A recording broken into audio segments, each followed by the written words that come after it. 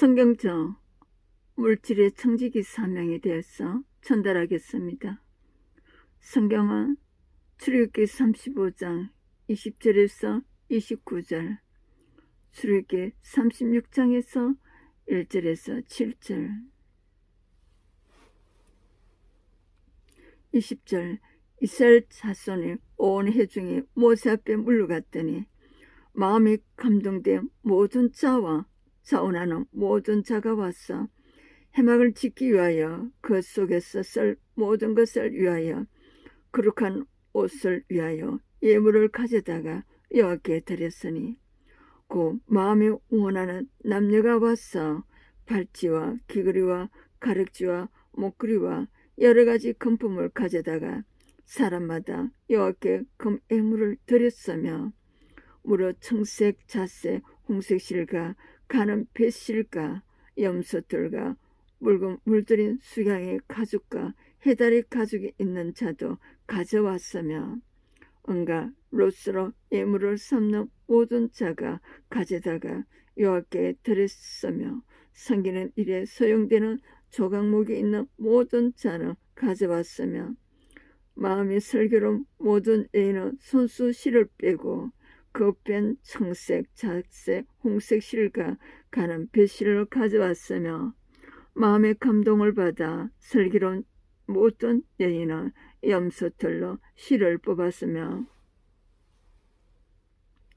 모든 족장은 호마노와 및 애복과 흉패의 물 보석을 가져왔으며 등불과 간유와 분향할 향에 소용되는 기름과 향품을 가져왔으니 마음에 자원하는 남녀는 누구나 여호와께서 모세의 손을 빌어 명령하신 모든 것을 만들기 위하여 물품을 드렸으니 이것이 이스라엘 자손이 여호와께 자원하여 드릴 예물이니라.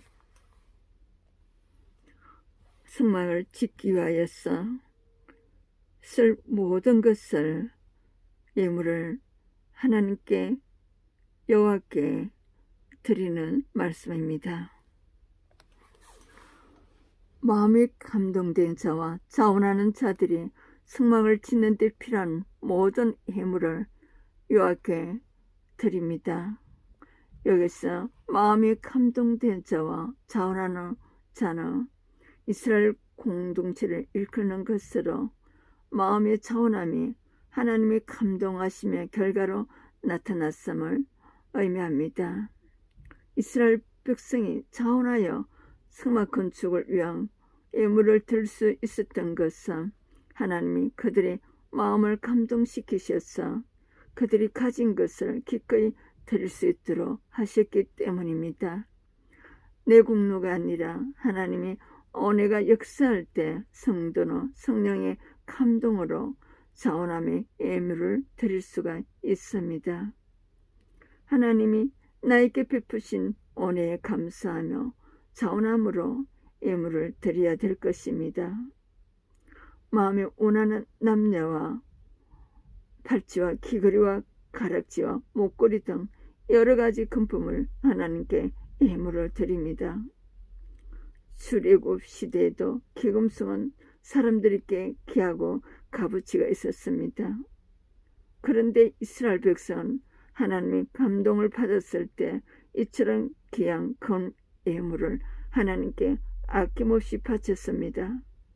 그것은 하나님의 성막을 아름답게 짓는 일이 무엇보다 소중하다고 깨달았기 때문입니다. 하나님을 제일 아는 사람은 자기가 가진 것 중에서 가장 귀하고 가치 있는 것을 하나님께 아낌없이 드리면서 물질의 청지기 사명을 다할 것입니다.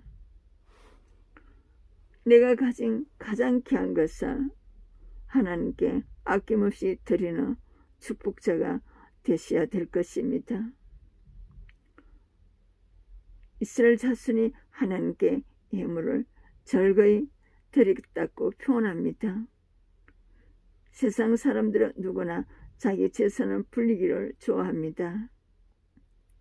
세상 사람들이 누리는 그런 즐거움은 성도가 하나님이 이를 위하여 드림으로 얻는 즐거움과는 비교할 수가 없습니다. 하나님이 주신 즐거움은 하늘에 속하여 영원히 사라지지 않기 때문입니다. 주님은 보물을 이 땅에 쌓아두지 말고 하늘에 쌓아두라고 마태복음 6장 19절에서 20절에 권면하셨습니다. 성도는 이 땅에서 하나님 나라와 교회를 위해 헌신함으로 누리게 되는 영적인 즐거움을 추구해야 될 것입니다. 하나님께 드림으로 즐거움을 누려야 될 것입니다. 36장 1절에서 7절 불살레과 오올리압감이 마음이 지혜로운 사람고 여호와께서 지혜와 총명을 부어사 성소에서 쓸 모든 일을 할 줄 알게 하신 자들은 모두 여호와께서 명령하신 대로 할 것이니라. 모세가 불살레과 오올리압감이 마음이 지혜로운 사람 곧 그 마음에 여호와께로부터 지혜를 얻고 와서 그 일을 하려고 마음이 원하는 모든 자를 부르며 그들이 이스라엘 자손의 성소의 모든 것을 만들기 위하여 가져온 예물을 모세께서 받으니라. 그러나 백성이 아침마다 자원하는 예물을 연하여 가져왔으므로 성소의 모든 일을 하는 지혜로운 자들이 각기 하는 일을 중지하고 와서 모세에게 말하여 이르되 백성이 너무 많이 가져오므로 여호와께서 명령하신 일에 썩이에 남음이 있나이다. 모세가 명령을 내리며 그들이 진중히 공포하여 이르되 남녀를 막론하고 성소에 들을 예물을 다시 만들지 말라 하며 백성이 가져오기를 그치니 있는 재료가 모든 일을 하기에 넉넉하여 남음이 있었더라. 하나님은 지명하여 부르셨어 하나님이 일을 하도록 하셨습니다. 그 사람의 전 인격을 대표하며 품성과 지임이 그 사람의 전 생애를 대변해주는 총체적인 역할을 하는 것으로 간주됩니다. 불살렛을 이름으로 부르셨다는 것은 하나님이 그를 전 인격적으로 만나 그와 특별한 관계를 맺으셨음을 의미합니다. 공개적으로 부르셔서 이스라엘 백성으로부터 그 권위를 인정받게 하셨어. 주님은 하나님이 일을 하시도록 하십니다. 하나님이 이를 수행할 자들에게 필요한 지혜와 총명을 충만히 채워주십니다. 하나님의 성막에 가는 모든 양식을 모세를 통해 자세히 알려주실 뿐 아니라 실제로 성막 건축 과정에서도 일꾼들에게 필요한 지혜와 총명을 주셔서 순조롭게 일이 진행되도록 하셨습니다. 하나님은 하나님이 일꾼을 부르신 나와 함께 하셔서 하나님이 일을 이루는 데 부족함이 없도록 모든 쓸 것과 지혜를 채워주시는 하나님이십니다. 세워주신 자리에서 하나님의 특별한 도움을 받게 될 것입니다. 이스라엘 백성이 성막을 짓는 일에 자원하여 가져온 재료가 모든 일을 하기에 넉넉하여 남음이 있었다고 합니다. 그들의 삶이 풍요롭기 때문이 아닙니다. 오히려 그 어떤 물건도 쉽게 구할 수 없는 강야에서 그들이 쓸 수 있는 생필품은 제한되어 있었습니다. 그럼에도 불구하고 성막을 짓는 일에 쓰인 재료가 넉넉하여 남음이 있었다는 것은 오직 그들이 자원하는 마음으로 자기 희생을 감수했음을 보여줍니다. 하나님은 내가 희생을 감수하면서까지 드리는 예물을 하나님의 구원 사에게 쓰고도 남음이 있도록 풍성하게 하십니다.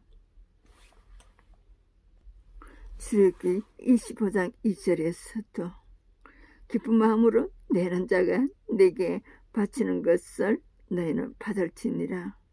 출애굽기 36장 3절에서 7절 백성이 아침마다 자원하는 예물을 연하여 가져왔으므로 백성이 너무 많이 가져오므로 여호와께서 명령하신 일에 썩이에 남음이 있나이다.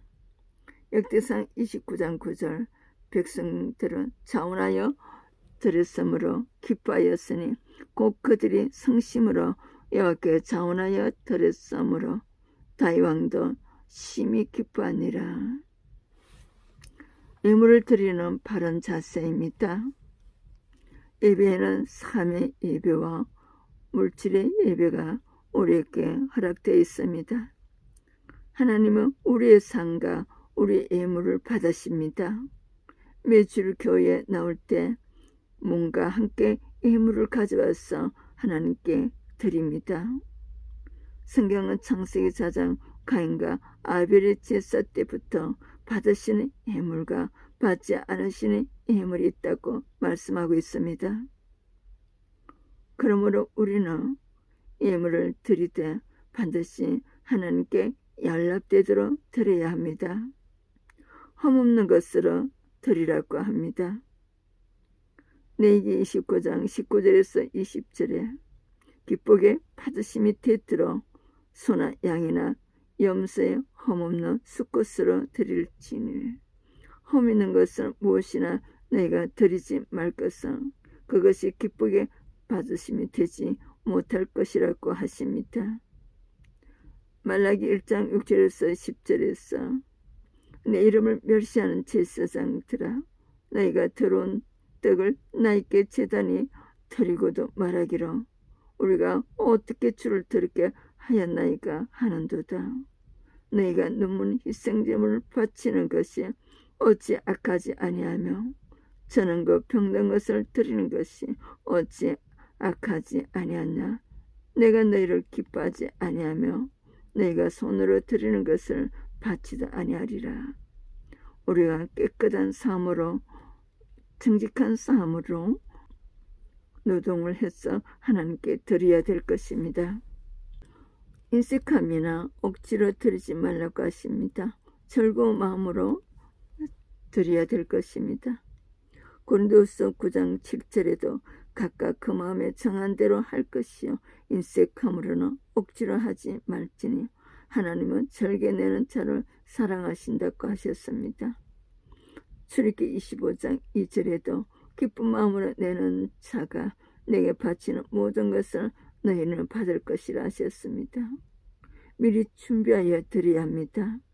고린도후서 9장 5절에서는 너희가 전에 약속한 연부를 미리 준비하게 하도록 고민하는 것이 필요한 줄 생각하였느니 이렇게 준비하여야 참 연부답고 억지가 아니다라고 말씀하십니다. 바친 물건은 절대 취해서는 아니 됩니다. 성경은 하나님께 바칠 예물이 있음을 말씀합니다. 바친 후에 절대 취해서는 안 되며 만일 취하며 그로 인해 자신의 하나님께 바침이 되어 보응을 받게 된다고 하십니다. 여호수아 7장 1절에서 이스라엘 자손들이 온전히 바친 물건으로 말미암아 범죄하였으니 여호와께서 이스라엘 자손들에게 진노하시니라. 여호수아 7장 10절에서 11절 이스라엘의 범죄하여 내가 그들에게 명령한 나의 언약을 어겼으며 또한 그들이 온전히 바친 물건을 가져가고 도둑질하여 속이고 그것을 그들의 물건들 가운데 두었느니라. 하나님은 결코 물질이 많고 적음을 보지 않으시고 우리의 마음의 중심을 보십니다. 마가복음 12장 41절에서 43절에 한 갓난한 가부는 와서 두렵던 꽃 한 고들한 틀을 넣는지라. 이 갓난한 가부는 황금함에 넣는 모든 사람들보다 많이 넣었다고 예수님께서 칭찬하셨습니다. 형제님의 간증입니다. 군복무 시절에 이라크에 파병을 가 근무하던 중 신앙서적을 읽고 귀국하여 그 책을 아내에게 주었는데 그 책을 읽고 아내는 예배 공동체에 신앙생활을 하게 되었다고 합니다. 하지만 형제님은 제 가운데 세상의 쾌락을 즐기고 있던 터라 아내와 함께 예배 생활을, 믿음의 생활을 하지 못했습니다. 그러다가 하나님이 죄를 자복하고 버리는 자는 불쌍히 여김을 받으리라. 잠언서 28장 13절의 말씀이 생각나게 하셨어. 40년이 넘게 기복적인 신앙생활을 해오던 형제님은 아내에게 없는 죄를 고백한 뒤에야 아내의 손이 이끌려 말씀에 있는 예배 공동체에 속하게 되었다고 합니다.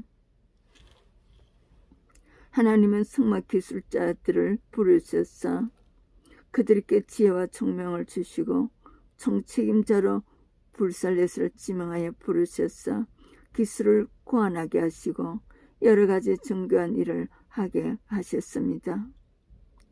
그러나 형제님의 내면에는 혈기가 참지 있고 이를 대충대충하는 습관이 몸에 배어 있었습니다. 하나님이 불러주셔서 하루하루 말씀 앞에 죄를 보고 돌이키며 살아간다고 하면서도 정교하게 적용하지 못할 때가 참 많았다고 합니다. 얼마 전 주말에 농장에서 청소를 하다가 바비큐 통에 쓰레기를 태운 뒤 그 죄를 하단 한쪽 구석에 버렸습니다.